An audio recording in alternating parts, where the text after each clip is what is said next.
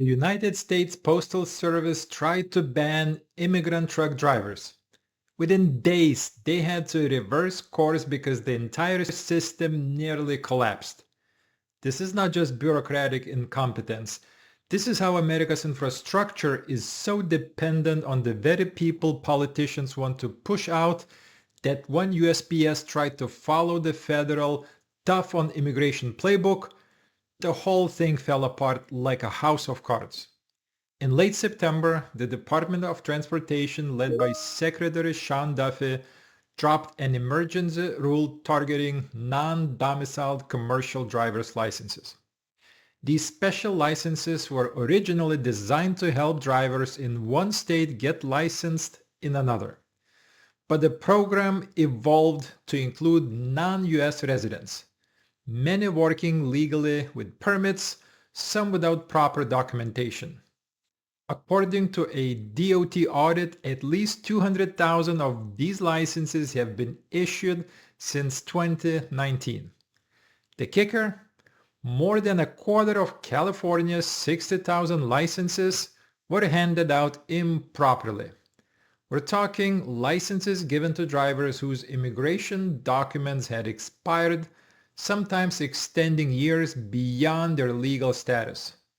In one case, California gave a Brazilian driver a CDL with bus and school bus endorsements that was valid for months after his legal presence expired. The Trump administration framed this as a safety crisis. Duffy called it a direct threat to American families, saying licenses were being issued to dangerous foreign drivers, often illegally. The rhetoric was pure red meat. 80,000-pound trucks driven by people who supposedly should not be here, threatening your family on the highway. But here's what they did not tell you. This was not just about safety. This was about the fact that the trucking industry had become completely dependent on immigrant labor to survive. The trucking industry has been in what's called the Great Freight Recession since March 2022. Nearly 4 years of brutal conditions caused by too many trucks, too many drivers, not enough freight. During the pandemic, when shipping rates shot through the roof, everyone started a trucking company. New carriers flooded the market. When the boom ended, all that excess capacity stayed on the roads, driving freight rates into the basement. When rates collapse, carriers cut costs. The biggest cost? Driver wages. But experienced, documented American drivers were not accepting massive pay cuts. So, desperate carriers turned to immigrant drivers with non-domiciled CDLs who would work for less, live in their trucks, and in some cases, ignore safety rules because they had nowhere else to go. Here's the controversial part. Many of these drivers got CDLs without even taking a US driving test. Some states just accepted foreign licenses without verifying qualifications. People got legal permission to operate massive commercial vehicles without proving they could handle one safely. Many did not speak English well enough to communicate with dispatchers or emergency responders. Since January, there have been at least 5 fatal crashes involving non-domiciled CDL holders. The worst was in August on the Florida Turnpike, a triple fatality involving a driver who authorities say entered the US illegally but still got a California CDL. That same crash became national news and it intensified the crackdown. But while the administration cracked down in the name of safety, the industry could not function without these drivers. The trucking sector was built on their backs. An insurance executive estimated at least 10% of truck drivers would fail an English proficiency test. 10% of 3.5 million drivers. Between 18 and 20% of all US truck drivers are foreign born. That's over 700,000 people. In Southern California's port drayage business, immigrants make up 70 to 80% of drivers. These are not just statistics. These are the people who keep store shelves stocked, construction sites supplied, and packages arriving at your door. When USPS decided to implement a ban on contractors using non-domiciled CDL drivers, they clearly had no idea how deep the dependency ran. Pete Ritsolias, USPS Senior Vice President of Logistics, got on a call with suppliers and basically admitted they screwed up. His exact words, "We did not understand the magnitude of how many people were using non-domiciled CDLs, and quite honestly, the amount of omits was astronomical. And right now, I'm not willing to impact service that bad." Let that sink in. A federal agency implemented a policy without understanding how many of their contractors relied on these drivers. Loads got canceled, trucks sat idle, mail did not move, sorting facilities backed up. The system went into cardiac arrest. Within days, USPS completely reversed the ban. They initially planned to phase it out by January, but now there is no clear timeline because they can't afford the disruptions. The federal government launched this crackdown with tough talk about putting American truckers first. Secretary Duffy said, "If you listen to President Trump, it's America first." Great soundbite. But when their own agency tried to implement that vision, it exposed the core contradiction. You cannot have both a hardline immigration crackdown that removes hundreds of thousands of workers and a functioning supply chain. American consumers demand cheap goods and fast shipping. That network is powered by immigrant labor that politicians simultaneously depend on and demonize. The DOT is removing up to 200,000 drivers. They're enforcing English proficiency rules more strictly. This could wipe out 5% or more of truckload capacity.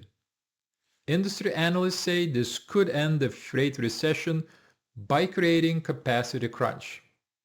When there are fewer trucks, rates go up. American truckers who play by the rules might see better wages. On paper, that sounds like a win. But consumers pay the price. When capacity shrinks and rates increase, costs get passed down. Your groceries cost more, everything that moves by truck becomes more expensive. And if it gets severe enough, you're looking at delivery delays and supply chain chaos like we saw during the pandemic.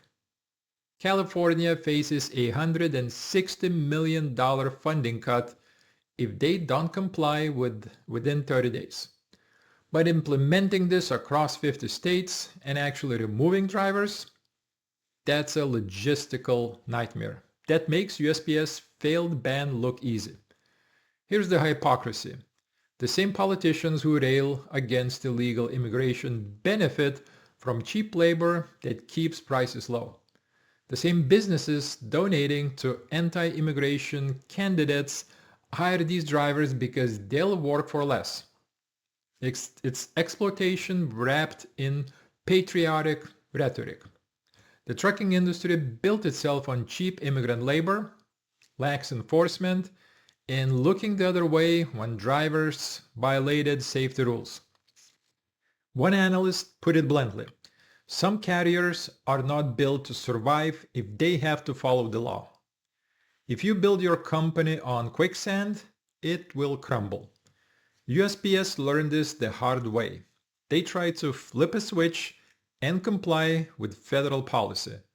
Turns out, you can't run a national mail delivery system without the very drivers the government wants to eliminate. They reversed the course, and now everyone's pretending it never happened. But it exposed the truth. America's logistics infrastructure is so dependent on immigrant workers that the America First rhetoric becomes absurd when tested. Here's what's going to happen. The DOT will push these regulations. States will drag their feet because they know it will cause chaos. Some drivers will be pushed out, creating a modest capacity crunch. But the idea that we'll remove 200,000 drivers and everything will be fine? Fantasy. The market will adapt. Enforcement will be inconsistent. Consumers will pay higher prices while being told it's about safety. The real winners are those who exploit both sides. Brokers who don't care where drivers come from as long as rates are cheap. Carriers who hire undocumented workers then virtue signal about American jobs. Politicians whose donors rely on immigrant labor while they campaign on deportation. The people getting crushed are the drivers themselves. Both American truckers, undercut for years, and immigrant drivers now scapegoated for a systematic problem they did not create. There are legitimate safety concerns. Driving an 80,000-pound truck without proper training or English proficiency is dangerous. Issuing CDLs to people whose immigration status expired is a problem. Drivers ignoring safety rules because they are desperate puts everyone at risk. These deserve real solutions. But emergency rules, political grandstanding, and threatening funding cuts aren't fixing the underlying problem. They're creating chaos without addressing why the system got this broken. The USPS debacle proves even government agencies don't understand the dependency they've created. The bigger question, if immigrant labor is so essential that removing it causes immediate system failure, why treat immigration as purely a security issue instead of an economic one? We've built an economy requiring millions of workers from other countries, but we treat them as threats rather than acknowledging they fill roles Americans won't take at current wages. Want to solve this? Pay truckers better so the job attracts US workers. Invest in training, create legal pathways for immigrant workers already here so they can get properly licensed and regulated. Hold carriers accountable for exploitation. Punish companies that undercut wages by hiring undocumented workers, not by deporting workers, but by fining the companies that exploit them. But that requires nuance and political courage. It's easier to issue emergency rules and talk tough about America first, until your postal service tries to follow through and the system implodes in 72 hours. Then everyone realizes America's infrastructure is held together with immigrant labor we simultaneously depend on and demonize. The DOT is pushing forward with removing up to 200,000 drivers. USPS tried to implement those rules and immediately backed down when reality hit. The trucking industry faces a freight recession and a regulatory crackdown. American truckers want fair wages. Immigrant drivers want to work. Consumers want cheap prices. Politicians want it all. The USPS reversal is not just bureaucratic incompetence. It's a symptom of how America deals with immigration and economic reality. We built a system requiring immigrant workers to function but treat them as expendable. When someone actually tries to remove them, the system breaks. USPS learned that. The question is whether Washington is paying attention. This is not about pro or anti-immigration. It's about being honest about the economy we've created versus the fantasy politicians sell. If you want to fix trucking, fix the economics. If you want safer roads, invest in training and enforcement. If you want to put American workers first, create conditions where Americans want the jobs. But don't pretend you can remove hundreds of thousands of essential workers and expect smooth sailing. USPS tried. They failed. And their failure exposed the contradiction at the heart of America's immigration debate. The trucks are rolling. The mail is moving. The system limps along. But everyone knows it's built on a foundation that can't survive the policies being pushed. When the next crisis hits, supply chain breakdown, inflation from shipping costs, another safety incident, remember this moment. Remember when USPS tried to ban immigrant drivers and reversed course in days because the system could not function without them. That's the real America, where ideology crashes into reality and reality wins every time. Thanks for watching. If this made you think or made you angry, good. Hit that like button, subscribe for more uncomfortable truths, and share this with someone who needs to see it. This story is not going away. It's just beginning. I'll see you next time. Bye-bye.